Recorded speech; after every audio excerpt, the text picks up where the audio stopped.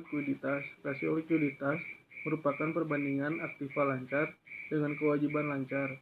Rasio ini dapat menjadi alat atau informasi yang dapat membantu perusahaan untuk meningkatkan manajemennya. Rasio likuiditas merupakan indikator performa perusahaan dan situasi keuangannya. Jenis-jenis rasio likuiditas. Yang pertama, rasio cepat. Rasio cepat disebut juga quick ratio atau acid test ratio. Yang kedua, rasio kas. Rasio ini membandingkan cash flow dengan tagihan yang harus dibayar. Yang ketiga, margin laba bersih. Margin laba bersih atau net profit margin merupakan persentase sisa pendapatan setelah dikurangi biaya produksi, bunga, dan pajak. Yang keempat, rasio saat ini. Jenis rasio ini juga disebut rasio modal kerja atau current ratio, digunakan untuk membandingkan hasil lancar perusahaan dengan kewajiban lancar. Yang kelima, laba kotor. Laba kotor pada penjualan bersih. Laba kotor pada penjualan bersih berisi atau gross profit net sales sangat berguna untuk perusahaan yang bergerak di bidang penjualan barang. Yang keenam, times Easter at net ratio. Jenis rasio ini juga disebut rasio cakupan bunga. Rasio profitabilitas adalah rasio metrik keuangan yang digunakan oleh analisis dan investor untuk mengukur dan mengevaluasi kemampuan perusahaan untuk menganalisis keuntungan atau laba relatif terhadap pendapatan, aset neraca, biaya operasi, dan ekuitas memegang saham selama periode waktu tertentu. Manfaat rasio profitabilitas yaitu mengetahui dengan pasti laba atau keuntungan dari sebuah perusahaan dalam periode tertentu, menjadi tolak ukur dalam penilaian yang dilakukan bank atau investor kepada perusahaan, memahami efisiensi dari sebuah bisnis. Bagi manajer perusahaan, rasio profitabilitas bisa menjadi pemegang untuk mengevaluasi kinerja dalam perusahaan, menjadi tolak ukur bagi trader saham dalam menilai apakah saham suatu perusahaan layak dibeli.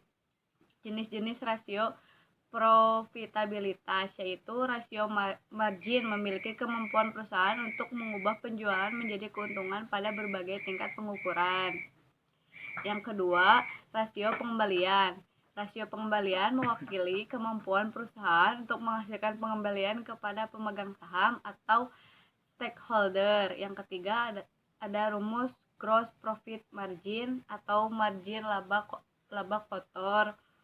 Laba kotor sama dengan pendapatan penjualan dikurang harga pokok penjualan. Gross profit ratio sama dengan laba kotor atau pendapatan penjualan. Di sini saya akan menjelaskan contoh perhitungan gross profit margin atau margin laba kotor. Misalnya PT ABCDE merupakan perusahaan yang membuat baju koko.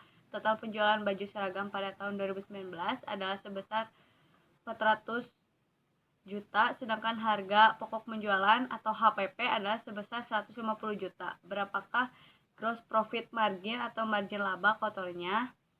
Diketahui pendapat penjualan 400 juta, harga pokok penjualan atau HPP sama dengan 150 juta. Margin laba kotornya adalah menghitung laba kotor atau gross profit. Laba kotor sama dengan pendapat penjualan dikurang harga pokok penjualan. Laba kotor sama dengan 400 juta dikurang 150 juta. Laba kotornya 250 juta. Menghitung margin laba kotor atau gross profit margin. Margin laba kotor sama dengan laba kotor pendapatan penjualan. Margin laba kotor sama dengan 250 juta dikurang 400 juta. Margin laba kotornya adalah 62,5%. Selanjutnya akan saya lanjutkan. Saya akan menerangi tentang rasio solvabilitas. Rasio solvabilitas adalah rasio untuk menilai kemampuan perusahaan dalam melunasi semua kewajibannya, baik jangka pendek maupun jangka panjang, dengan jaminan aktivitas atau kekayaan yang dimiliki perusahaan hingga perusahaan tutup atau dikualidasi. Jenis rasio solvabilitas. Yang pertama, debt to equity ratio atau rasio utang terhadap ekuitas. Rumus debit to quality ratio atau bisa disebut DIR sama dengan total utang plus eksekusi sama dengan modal dikali 100%.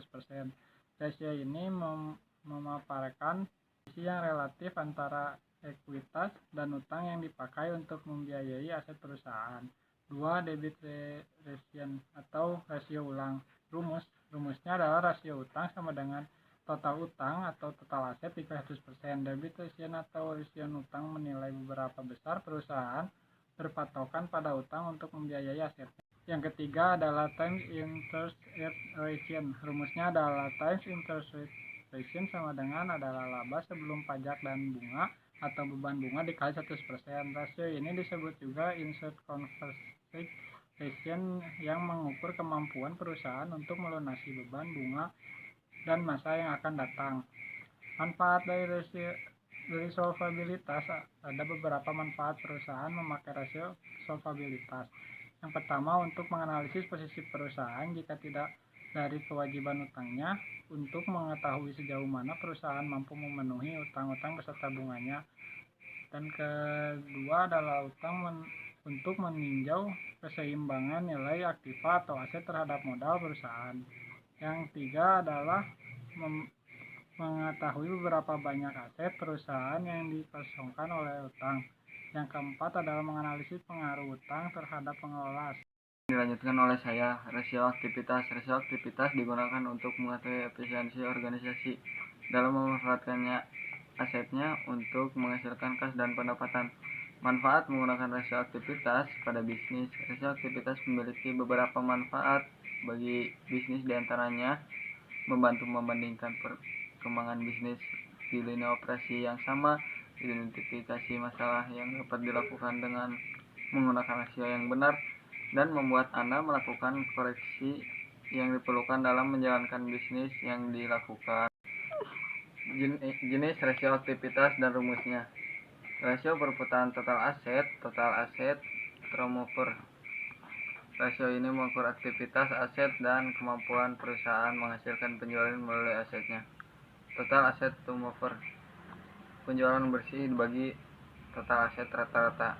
Rasio perputaran aset lancar current aset turnover mirip dengan rasio perputaran persediaan. Perbedaannya adalah rasio perputaran aset lancar mengukur kemampuan perusahaan menghasilkan penjualan dari aset lancar seperti kas, inventaris, piutang, dan lain-lain. Perputaran aset lancar sama dengan penjualan bersih dibagi aset lancar rata-rata.